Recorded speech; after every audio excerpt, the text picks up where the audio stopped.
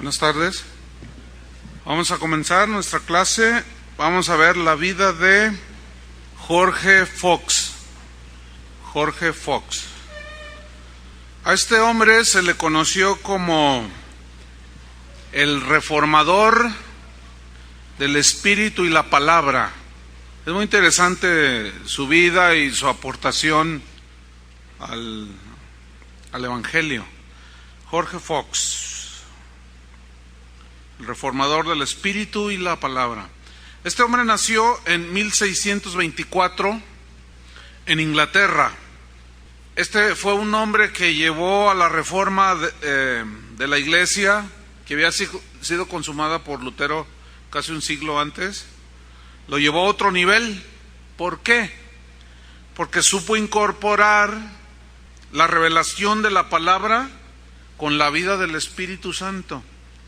En Juan 4:23, Jesús dijo que la hora viene cuando los verdaderos adoradores adorarán al Padre, y menciona dos principios: en espíritu y en verdad. Bueno, ¿qué significa adorar a Dios en espíritu y en verdad? Significa en espíritu con la vida que el Espíritu Santo le infunde al creyente cuando nace de nuevo. Entonces, es necesario nacer de nuevo para poder adorar a Dios, tener la vida latente de Dios en el espíritu y el corazón del cristiano. Y en verdad es conforme a la palabra de Dios. Es así que actualmente podemos ver cristianos o iglesias inclusive completas donde tienen mucha vida del Espíritu Santo, o sea, tienen fuego, hay milagros y todo, pero no tienen el equilibrio de la palabra de Dios. No sé si me explico. O sea, son nacidos de nuevo y hacen milagros y tremendo se pone ahí el asunto, pero no tienen el equilibrio de la palabra de Dios, entonces se vuelve un desorden, ¿sí? Hacen mucho desorden. Ese tipo de iglesias son muy propensas a caer en el error doctrinal, porque al no tener, tienen la vida de Dios, pero al no tener el otro lado que apoye y que sustente su vida, como es la palabra de Dios, entonces caen en un extremo. Pero el otro extremo es el cristiano o iglesias enteras que trazan muy bien la palabra de Dios, pero no experimentan o no dejan fluir la vida del Espíritu Santo, y se vuelven muy ceremoniosos, muy como parecen como si estuvieran muertos espirituales. Muchos de ellos no lo están, pero no dejan fluir la vida del Espíritu Santo. Entonces los dos lados son desequilibrios. Bueno, pues este hombre tuvo la sabiduría dada por Dios para tener un equilibrio entre las verdades de la palabra de Dios y la vida que produce el Espíritu Santo. Él supo aplicar la vida que cada cristiano puede tener en relación, cuando tiene su relación con Dios a través del Espíritu Santo, que podía el cristiano vivir diario, cada día, la guía del Espíritu Santo. Ahora, él se basaba en Romanos 8:14, que dice que los que son hijos de Dios son guiados por el Espíritu Santo. Y esta es una verdad, hermanos, que se ha ido perdiendo en el cristianismo de hoy. Y esto es algo maravilloso para la vida de cada cristiano, que cada cristiano, ¿cuántos son cristianos aquí? Que tú puedes experimentar la vida espiritual, la guía del Espíritu Santo cada día. Hoy, por razón de las falsas doctrinas que le predican a la gente ya no la llevan a una relación personal con Dios, sino como ahora está en la onda de los apóstoles, pues lo que dice el apóstol, lo que hace el apóstol, lo que les dice el apóstol que hagan. Entonces la gente ya el Espíritu Santo, si les habla, ellos ya no hacen caso, porque dicen, no, lo que diga el apóstol, lo que diga el profeta, lo que diga lo que diga el otro. Y se ha vuelto a perder dentro de la iglesia. Y este es un elemento dentro del evangelio, del cristianismo, esencial para la vida cristiana. Y este hombre enseñaba mucho sobre que cada cristiano podía oír a Dios. Acuérdense que en la Edad Media se enfatizaba muchísimo la Iglesia Católica que solo Dios hablaba con el Papa. Acuérdense de eso.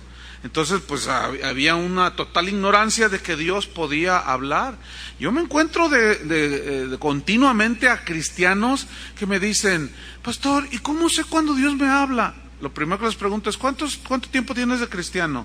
No, pues 15 años. ¿Cómo es posible, Dios,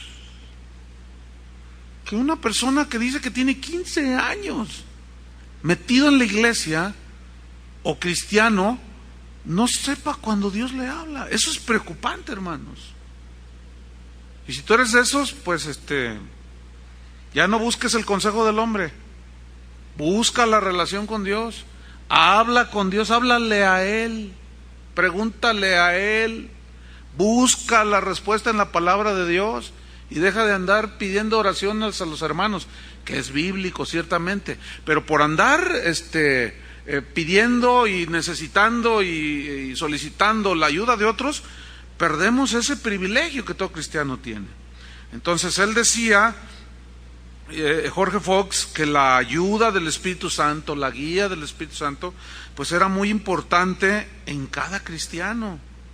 Para Fox, ser cristiano equivalía a conocer personalmente a Jesús como el Salvador, como el Señor, y que ese cristiano que conocía a Jesús como Señor, como Salvador, debía de descansar totalmente en Dios, debía de confiar en la guía del Espíritu Santo.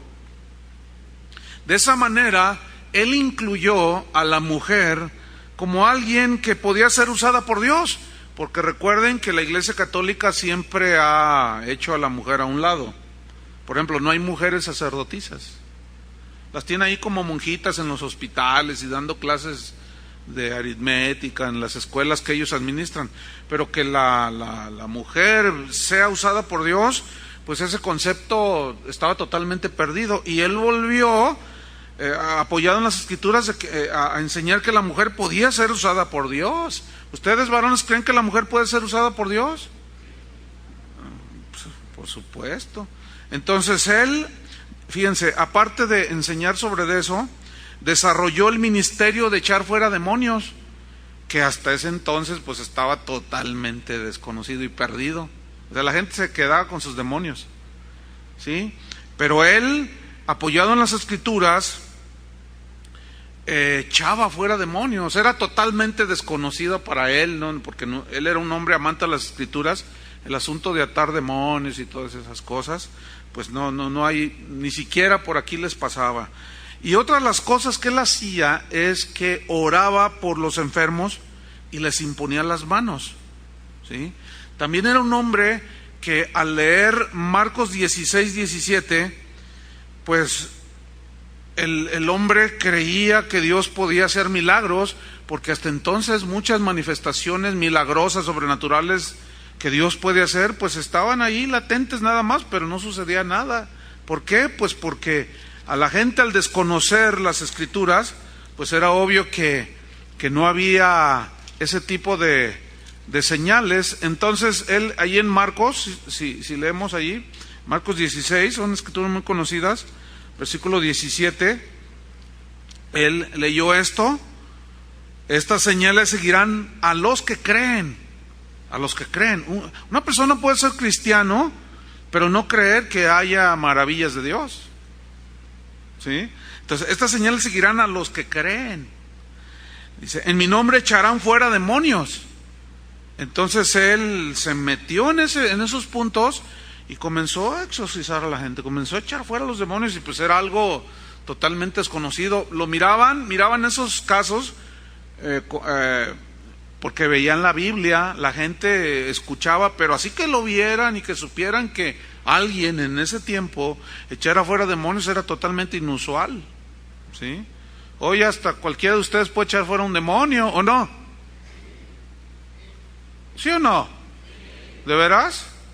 ¿O el demonio te corretea?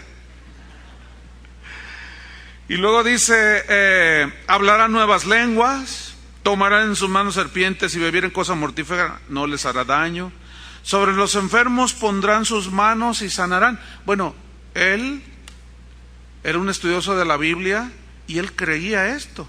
Entonces él comenzó a ver que Dios obraba milagros, etcétera. Él creía que el cristiano debería o debía de vivir lo que decía que creía. O sea, era de ese tipo de predicadores que motivaba a la gente a vivir la palabra de Dios, lo cual debe ser un distintivo en todo predicador.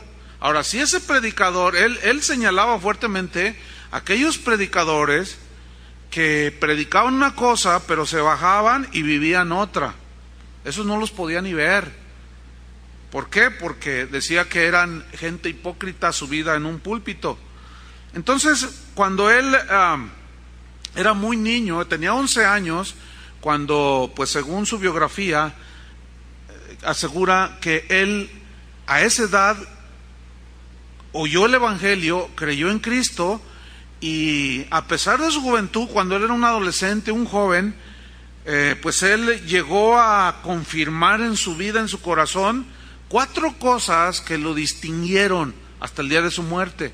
Y esas 4 cosas eran: una, era que el Evangelio lo había convictado a él a vivir una vida pura y recta.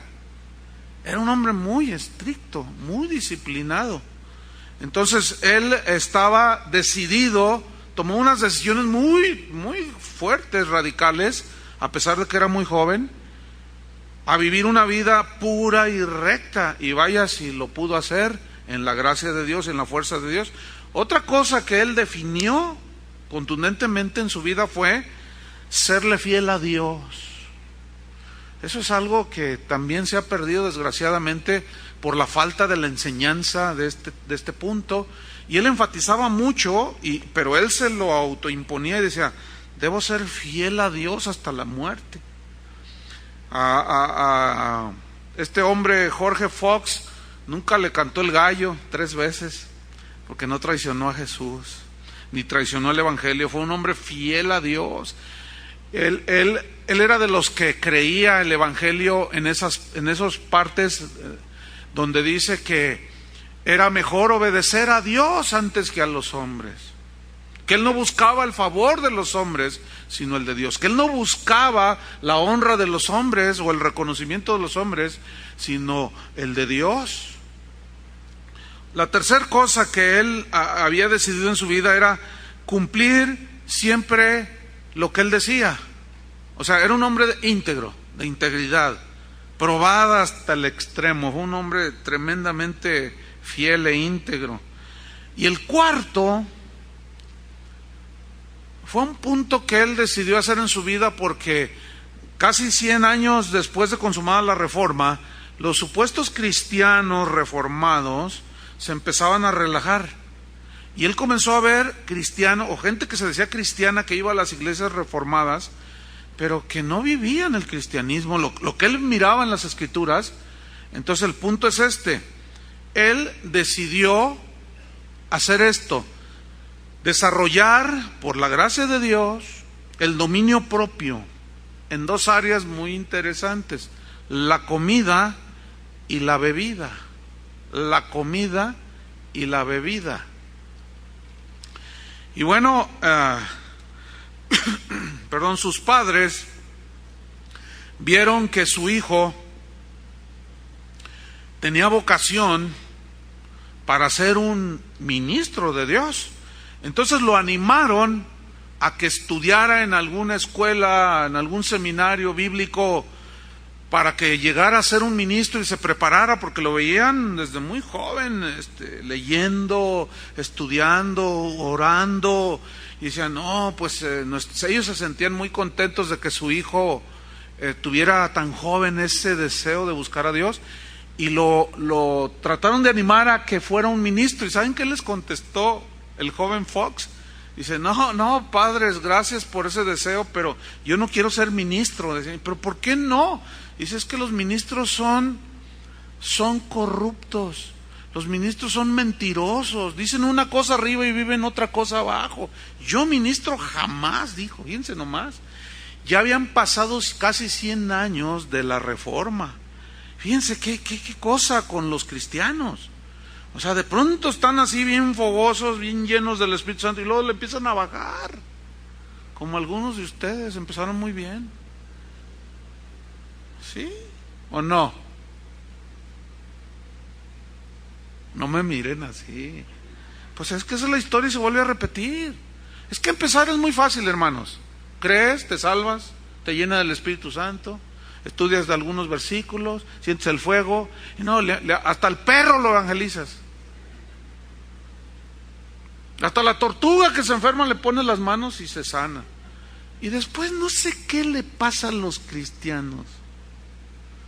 No sé qué les pasa, que se empiezan a enfriar. Empiezan a perder la pasión de cuando se convirtieron.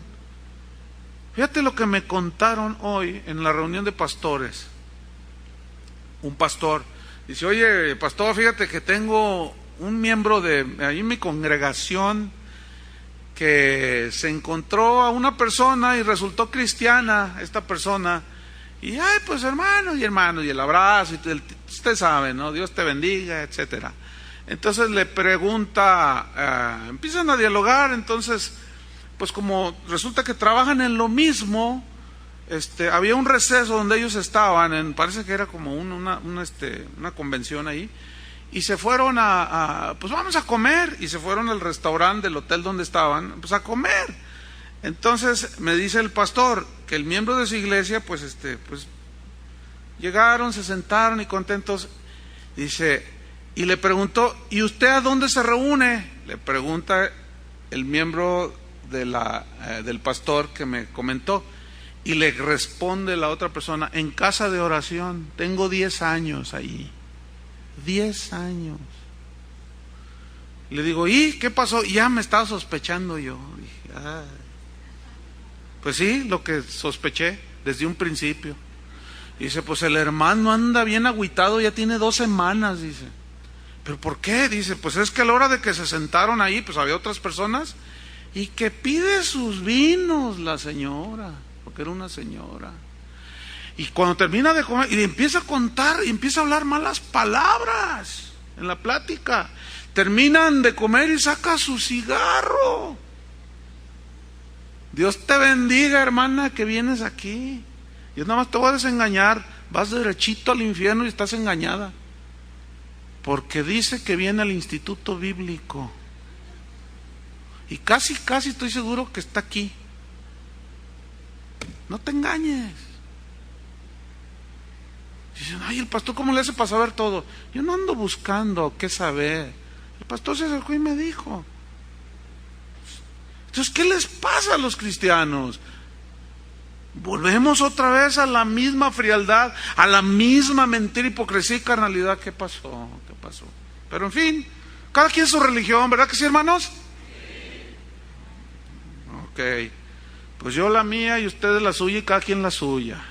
Ok, bueno, sigamos con este frío y frívolo y carnal Jorge Fox. ¿Seguimos? Ok. Pues no quería ser ministro como algunos hoy, Oye, les ve uno que tienen así potencial. Dicen: no, yo pastor, no, hombre, no, yo no. Dicen que no. Pero al ir creciendo, Jorge Fox iba entendiendo. Él pues estaba joven en ese tiempo, pero él iba entendiendo cada vez más que muchos que se decían cristianos no vivían el cristianismo. Entonces él aseguraba, y él predicaba con mucho énfasis, con mucho fuego, que el solo hecho de asistir a una iglesia reformada no hacía a un cristiano. Es más, ni aunque tuvieran un ejemplar de las escrituras, decía, y aunque las leyeran, eso no hace al cristiano, a una persona cristiana, lo cual yo estoy de acuerdo.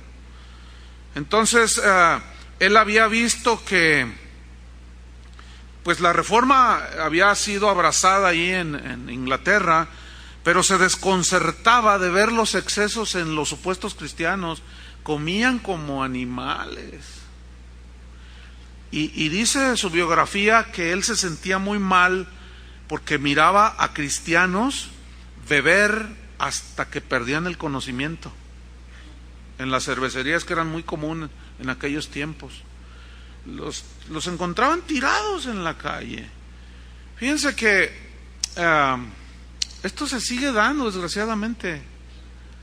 Hay un buen número de congregaciones que nosotros hemos levantado enviando gente, otros se añaden pues en la amistad y todo eso, y nos sucedió un caso, fíjense, en un pueblo aquí de Jalisco iniciamos una congregación.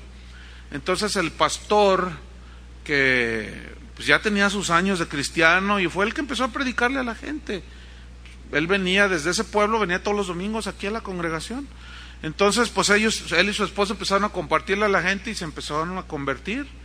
Entonces pues empezó a crecer y me dijo: oye, pastor, fíjate que ya tengo ahí como 60 personas. ¿Cómo?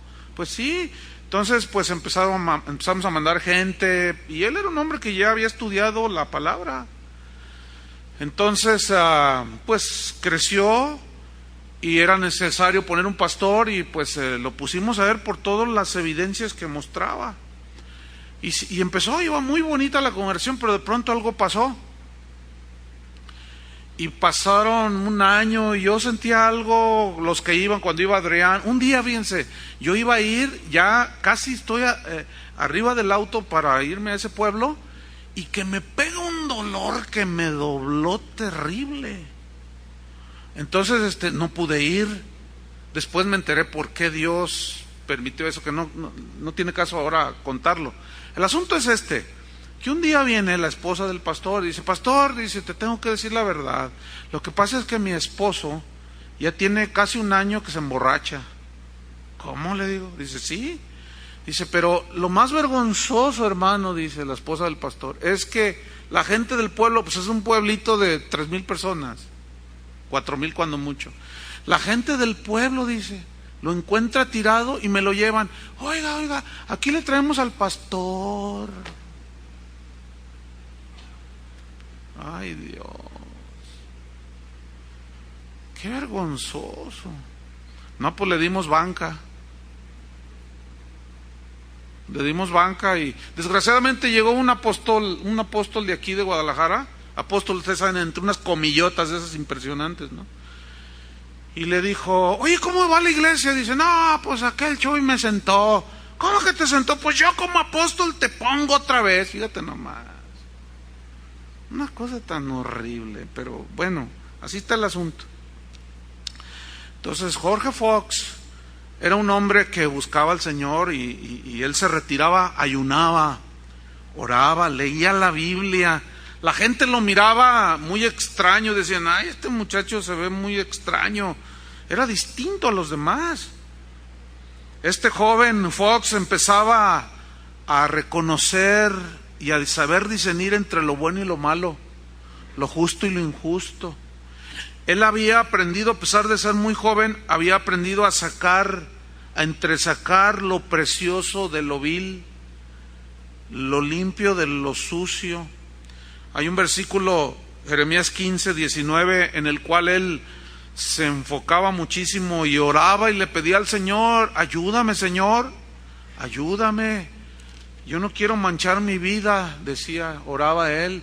Yo quiero saber discernir entre lo bueno y lo malo, lo justo y lo injusto.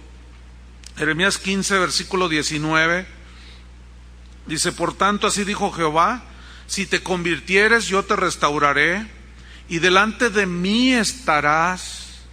Y si entresacares lo precioso de lo vil, serás como mi boca. Conviértanse ellos a ti, y tú no te conviertas a ellos. Qué tremendos versículos. Y te pondré en este pueblo por muro fortificado de bronce, y pelearán contra ti, pero no te vencerán, porque yo estoy contigo para guardarte y para defenderte, dice Jehová. Y te libraré de la mano de los malos, y te redimiré de la mano de los fuertes. ¿Saben que este hombre lo metieron más de 100 veces a la cárcel? Por predicar la palabra de Dios. Increíble. Pero era un hombre que sabía distinguir perfectamente. Miren, hermanos, el domingo pasado se me acerca una persona, y cuando me hacen este tipo de preguntas así tan obvias, así que tú dices: bueno, pues ¿cuánto tiempo tienes de cristiano? Me hace una pregunta, Ahorita les digo cuál. Entonces mi primera pregunta fue: ¿cuánto tienes de cristiano, hermano? Entonces me dicen: no, pues ya desde el 95, pues súmele, pues ya es una buena cantidad de añitos, ¿no? Entonces lo que me preguntó fue esto: mire, pastor, me dice, yo soy viudo, me dice. Y dije: no, ya. Y dice: pues hay una mujer que pues me llama la atención. Y yo le dije: pero no viene a la iglesia, ¿verdad? No es cristiana, ¿verdad? Y me mira: pues no, pero es re buena persona y me quiero casar con ella. 13 años de cristiano y no sabes qué dice la Biblia. ¿Qué esperas que te diga, hermano? Dice: híjole, por eso no quería venir a preguntarle, pastor. Yo no sé si son o se hacen. Ayer un chavo me dice, cuando yo salía, me dice: hola, pastor. Se acercó y así, de esos así, bien buena onda, ¿no? Hola, pastor. Y me abrazó, ahí chaparrito, y me abrazó. ¿Qué pasó? Y ahí vamos platicando. Entonces me dice: ¿por qué le tienen miedo a usted, pastor? Le dije: ¿miedo? ¿Quién me tiene miedo? Pues yo me he dado cuenta, dice. Él no es de aquí, es como de allá de Sinaloa, ¿no? Ya ven los norteños cómo son, ¿no? Muy extrovertidos. Dice: pues yo me he fijado, dice, que la gente le tiene miedo. Le dije: esa gente que dice eso es porque sus pecados, le digo. Dice: pues yo estoy pensando que porque yo a usted no le tengo miedo, dice. ¿Y cómo caminas con el Señor? No, pues Dios sabe cómo camino yo. Dice: me pongo las pilas. Sí, pero no todos se ponen las pilas. Dice: yo me he fijado, dice, yo los oigo decir: aguas, ahí viene el pastor, ¿qué están escondiendo? Fíjate cómo es la gente. Ustedes no son así, ¿verdad que no? Por eso van a ser ministros como Jorge Fox, ¿verdad que sí? O como Vicente Fox. Ay. No, pues este hombre, a pesar de ser muy joven, sabía distinguir entre lo bueno y lo malo, lo que decía Dios que era su voluntad y lo que no era su voluntad. ¿Por qué? Porque amaba a Dios, estudiaba las Escrituras.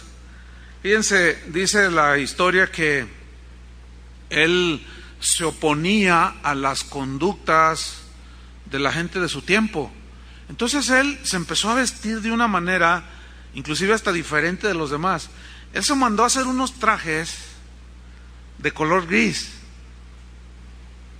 y usaba un sombrero así de ala ancha, así tipo tejano, pero un poco más grandes, y se distinguía con camisa blanca y bueno, pero nada más que siempre andaba vestido igual.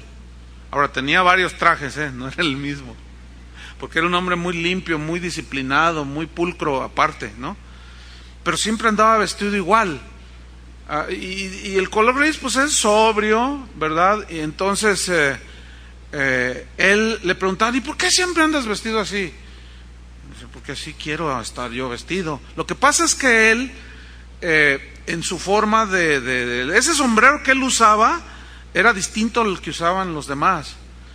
Entonces lo que él hacía era que como que en cierta manera se rebelaba las costumbres de todo tipo que la gente tenía.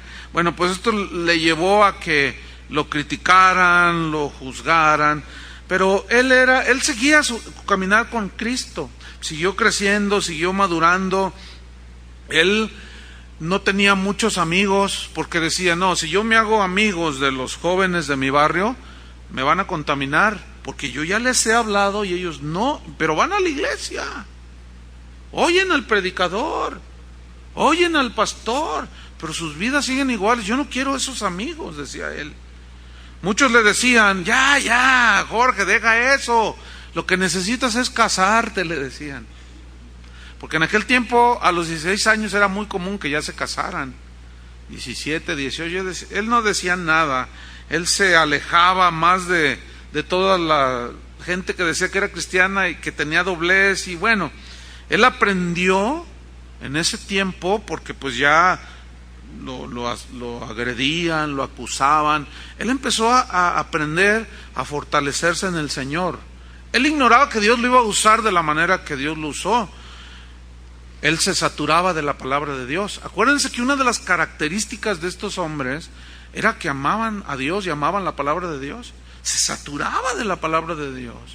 Los que lo conocieron decían que la palabra de Dios brotaba de una manera tan natural de su boca, su vida. Muchos los hacía sentir incómodos cuando él llegaba a una tienda. Los hacía sentir incómodos y los saludaban así como de lejitos y vámonos porque le tenían miedo. Buscaba mire, algo tremendo que me ministró a mí muchísimo hace muchos años cuando yo estudiaba en el seminario esto. Nunca se me olvidó, y cuando preparaba estas clases, recordé ese episodio y lo confirmé y todo. Pero él, ¿saben qué hacía? Hacía algo tremendo. Él buscaba en la Biblia aquellos pasajes que cuando él tenía dudas, él buscaba en la Biblia los pasajes que hablaban de aquello que él dudaba. Es decir, él era muy buscador de la verdad. Él no se conformaba y buscaba y buscaba y buscaba. Pero algo que él tenía, que sería una práctica que debemos de rescatar, es un principio tremendo, que es el siguiente. Él era un hombre muy íntegro delante de Dios, y él reconocía sus debilidades, reconocía sus errores, reconocía las deficiencias de su carácter. ¿Saben qué hacía el joven Fox?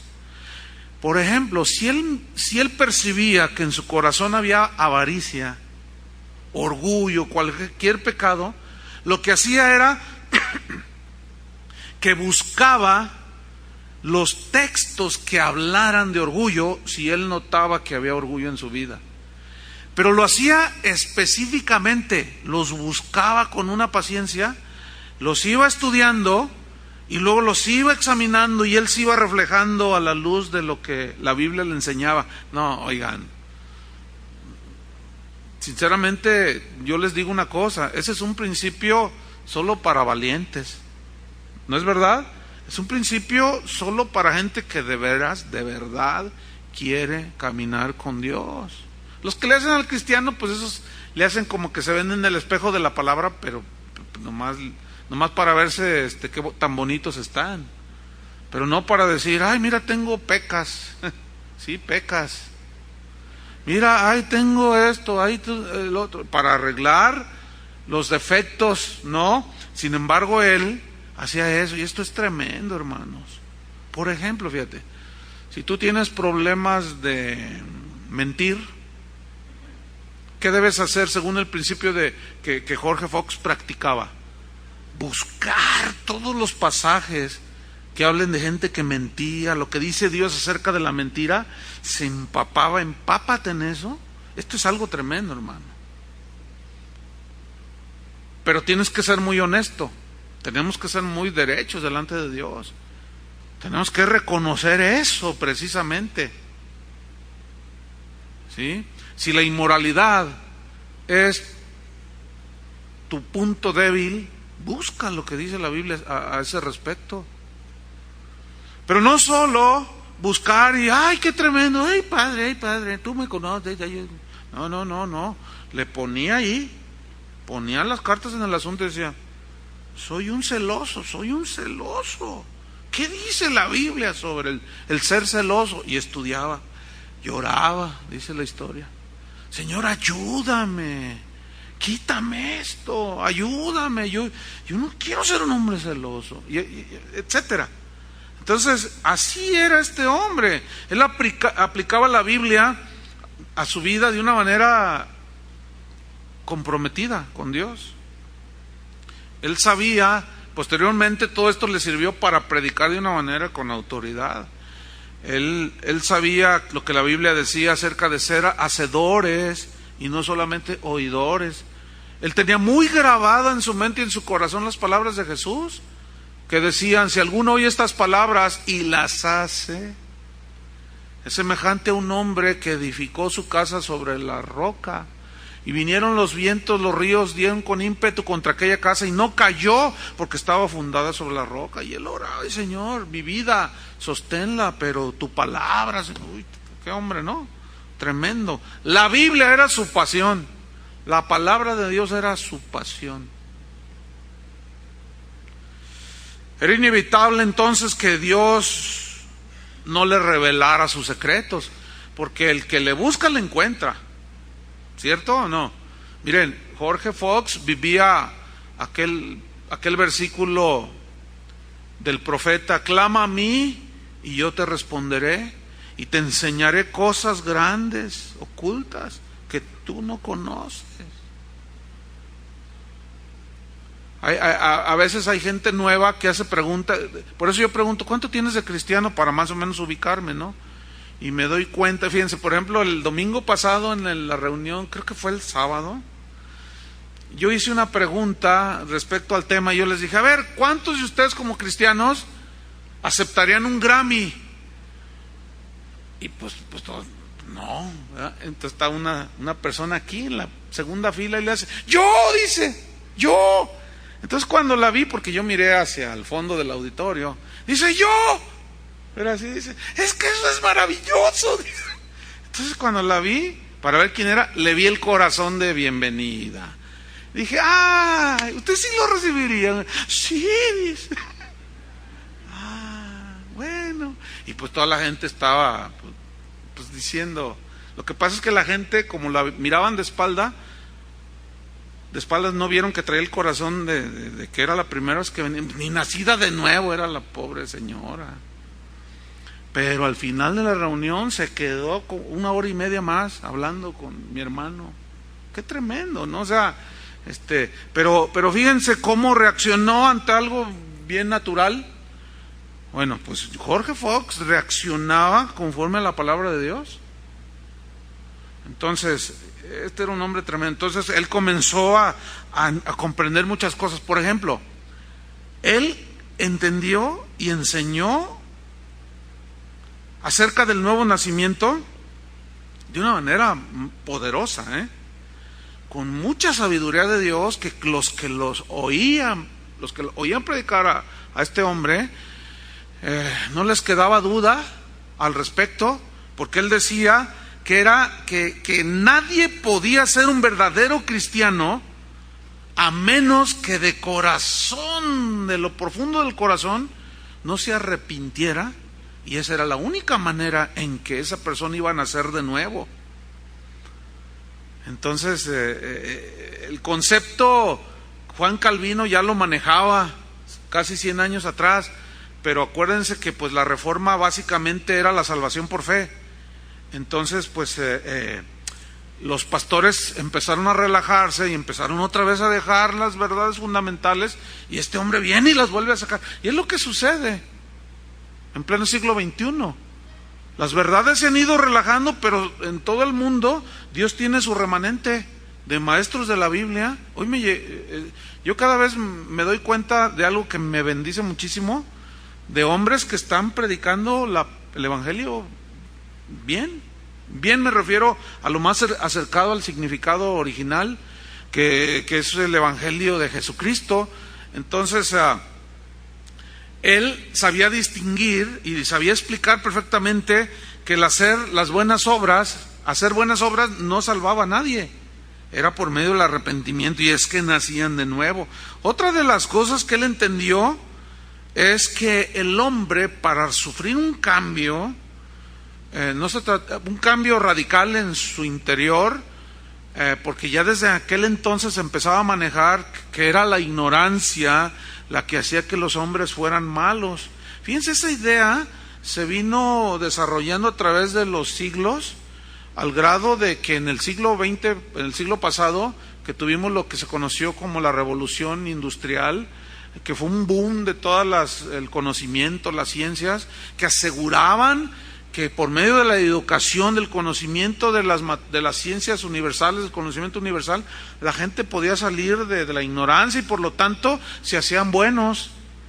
Y ya han pasado casi 100 años de eso. 80 y pico de que sucedió eso, y vemos que es una falacia, ¿no es verdad? Los países más educados, la gente sigue igual. Ahora los crímenes son más perversos, son pensados con una mente maquiavélica impresionante. Los pecados son más sofisticados, pero siguen siendo los mismos. Peca el ranchero y peca el alemán con 5 maestrías. El adulterio es el mismo. ¿Ven? Lo cual comprueba de que no es así. Y él ya lo empezó casi 400 años antes. Y ya lo sabía captar, enseñar. Nada más que dicen las crónicas que la gente se quedaba así como en blanco, ¿no? Por eso es que él enfatizaba, como muchos de los reformadores, en la palabra de Dios, en las escrituras. Bueno, pues esto marcó su ministerio de enseñanza. Él comenzó a cuestionar a muchos ministros. ¿Saben qué les decía? Él iba, solía visitar las iglesias. Todavía él, bueno, ya predicaba, pero todavía no así como al nivel que llegó. Pero dicen las crónicas que él solía cuestionar a los ministros, que los observaba abajo, lo que vivían, ¿sí? Y luego los iba a escuchar a los templos o a los lugares donde ellos predicaban, y si él miraba que no había congruencia, dice las crónicas que este tremendo Fox iba, y al final de las enseñanzas, de las predicaciones, iba y los cuestionaba. Le decía: oiga, ministro, le voy a hacer una pregunta y quiero que me la conteste. ¿Es usted nacido de nuevo? ¿Qué es eso? ¿Qué es eso?, le respondían. Por favor, ya no se suba al púlpito. Su corazón no está regenerado, usted no es nacido de nuevo. ¿Y qué es eso? Y les empezaba a enseñar. Qué tremendo. ¿Saben que hoy hay mucha gente? Siempre ha habido en toda la historia, Otro ejemplo desde los tiempos de Jesús es Judas. Ese nunca nació de nuevo y andaba con Jesús. Y echaba fuera demonios, y hacía milagros, y hacía un montón de cosas, pero nunca nació de nuevo. Eso siempre ha existido dentro de la iglesia. Y hoy yo me atrevo a decir que muchos, inclusive de esos apóstoles que se autodenominan como tales, no son ni nacidos de nuevo. ¿Por qué? Por lo que hablan, por lo que viven. No es muy difícil deducirlo. Entonces les cuestionaba.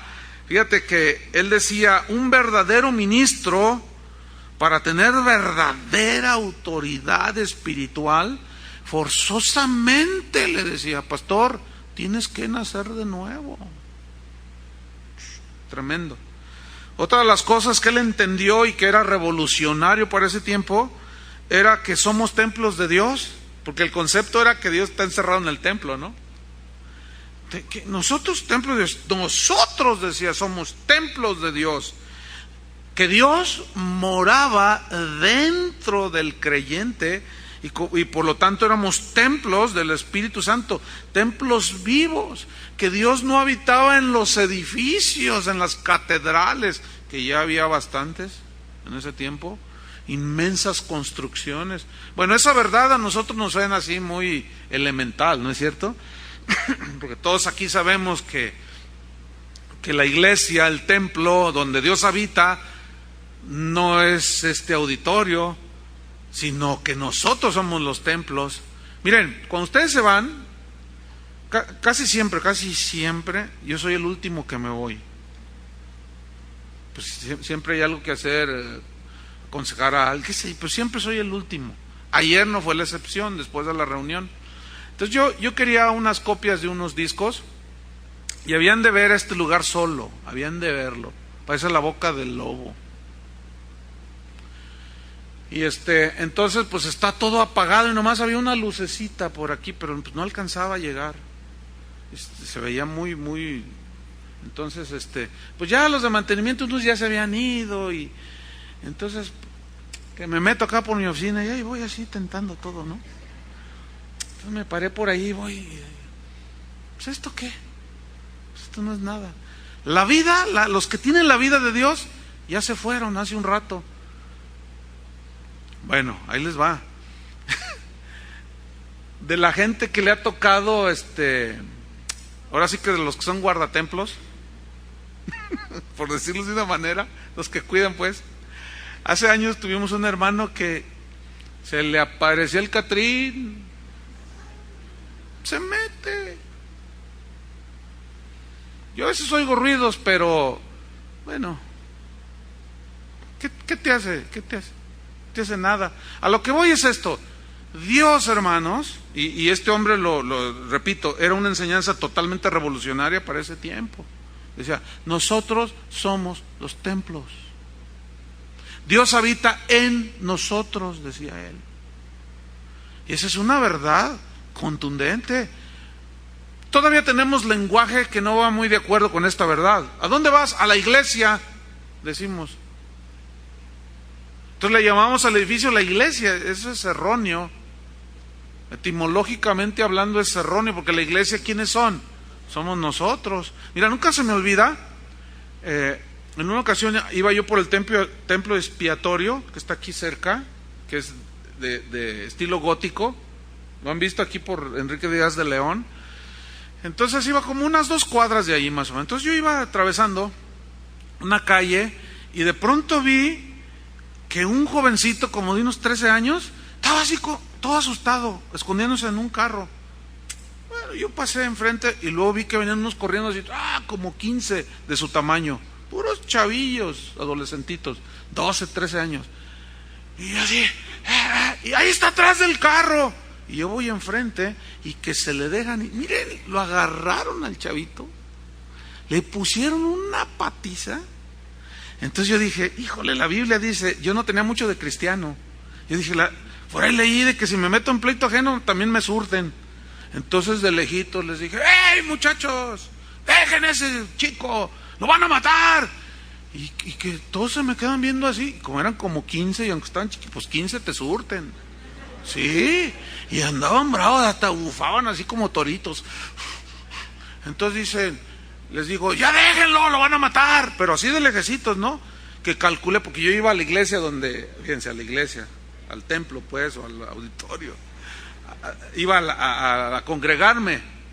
La iglesia se llama El Camino, ahí está cerquita, ¿no? Entonces dije, no, aquí yo corro y me meto corriendo. Entonces me dicen, ¿qué? Cállese usted. Y me empezaron a decir groserías. Dice, además, la iglesia está lejos, está a 2 cuadras. La iglesia está lejos. ¿Qué me quisieron decir esos jovencitos? Que Dios está encerrado en el templo. Y que afuera del templo todo podemos hacer. Que al cabo la iglesia está a 2 cuadras, me dice. Pues déjenme decirle, eso es muy común de los católicos. ¿Cuántos han ido en el bus, en el camión?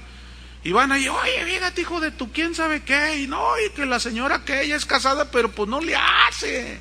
Y luego pasan delante de un templo y Santa María me mande que no sé qué tanto. Y luego ya pasan de enfrente del templo y siguen con sus cosas. ¿Por qué? Porque pues Dios está allí guardadito. Pues también en las iglesias cristianas, algunos, voy a ser blandito, de los que vinieron ayer, salen y en cuanto pisan ahí son unos demonios. No son hijos de Dios. ¿Por qué? Porque dejan a Dios encerrado aquí, pero un día los vengan a las 12 de la noche para que vean que Dios no está aquí. Se les va a aparecer el diablo. Porque Dios habita dentro del creyente, hermanos. Y esa verdad, este hombre la entendió perfectamente. Rápido, 1 Corintios 6, 19.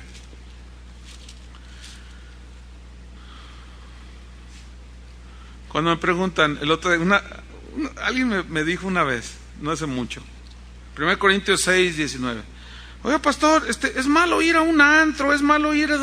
Le digo, oye. Le digo, mira, esa pregunta te voy a responder así. ¿Jesús entraría allí? No, pues no. Entonces, ¿qué haces tú allí?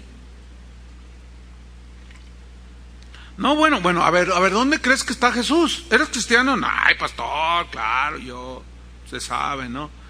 Bueno, ¿dónde está Jesús? ¿Dónde tienes a Jesús? Y hagan de cuenta así que como, ay, pues aquí en mi corazón, dice. ¿Y dónde esperabas que estuviera? Pues sigue siendo el típico cristianoide que piensa que se va y Dios se queda encerradito aquí, y le cierra la llave y ya está Dios, no me encierre. Dios no está encerrado, hermanos. 1 Corintios 6:19 dice: ¿o ignoráis que vuestro cuerpo es templo del Espíritu Santo? Pues sí, muchos lo ignoran, como los corintios. Por eso les dijo: ¿ignoráis que vuestro cuerpo es templo del Espíritu Santo, el cual está en vosotros? ¿Quién está dentro de nosotros? El Espíritu Santo. Y no solo el Espíritu Santo. Jesús dijo que el Padre y Él harían morada, ¿dónde? En nosotros. Esa es una verdad, hermano. Escúchame bien. Que a donde tú vayas, allí va Jesús. Allí va el Padre, el Espíritu Santo. Donde tú estás ahorita, ahí está Cristo. Cuando te vayas en el bus o agarres tu auto, ahí va Cristo. ¿Por qué? Porque lo llevas dentro. Esto es súper elemental lo que estoy diciendo. En aquellos tiempos era totalmente revolucionario. Sin embargo, en el cristianismo de hoy parece como el del siglo XVII, cuando vivió este hombre. Se piensa que Dios no me ve, y te sientas a ver la televisión y empiezas a ver uno de mugreros y piensas que a Jesús lo dejaste aquí. No, Jesús está ahí. Y luego ya se acuestan a dormir y al otro día, pastor, ore por mí, me siento mal, siento un vacío. ¿Y qué te querías sentir? ¿Lleno de Dios? ¿Todo por qué? Porque estas verdades tan elementales que este hombre descubrió y enseñaba sacudían a los cristianos, pero repito, vuelven a quedarse ahí en el limbo. Vuelven a quedarse ahí en el aire, y parece como si Dios no viviera dentro de nosotros. A ver, alumnos de primer grado, ¿dónde está Dios? A ver, ¿dónde está Dios? Háganle todos así: en mi corazoncito. Y a donde vas, ahí está el Señor. Fíjate, qué privilegio que a donde vayas, ahí está el Señor. Pero también qué realidad tan confrontadora, ¿no es verdad? Bueno, pues así era este hombre ahí, para que más o menos se den cuenta. Versículo 20 dice: porque habéis sido comprados por precio, dice. Glorificad pues a Dios en vuestro cuerpo y en vuestro espíritu, los cuales son de Dios. Y por último, antes de irnos a un receso de 5 minutos, Primera de Pedro 2:5. Primera de Pedro 2:5 dice: vosotros también, como piedras vivas, escuchen, sean edificados como casa espiritual, sacerdocio santo, para ofrecer sacrificios espirituales aceptables a Dios por medio de Jesucristo. Noten, piedras vivas, edificio, casa. ¿De quién está hablando? De los cristianos. Entonces, esta era una de las verdades fuertes y contundentes que este hombre enseñaba con todo su corazón. Vamos a tomar un receso de 5 minutos, nada más, para que tomen agua o rápido corran para allá, y aquí estamos de regreso.